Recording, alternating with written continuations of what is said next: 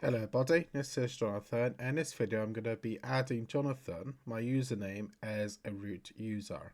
To do so, is log in as root by doing su, now enter your password for root user.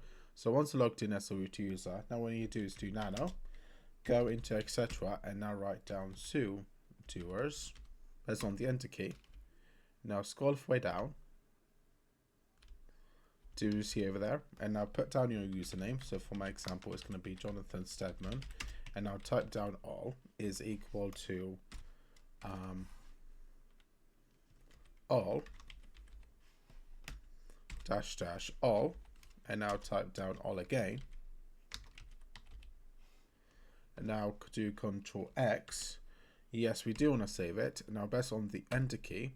So now hopefully if we do exit from here, it should now allow us to do some sudo stuff, right? If I now do sudo apt update, if I down the password, yes, it now updates the system. So it's as simple as that. If you guys like this video, please put a like and please subscribe, and I'll see you guys next time. Bye bye.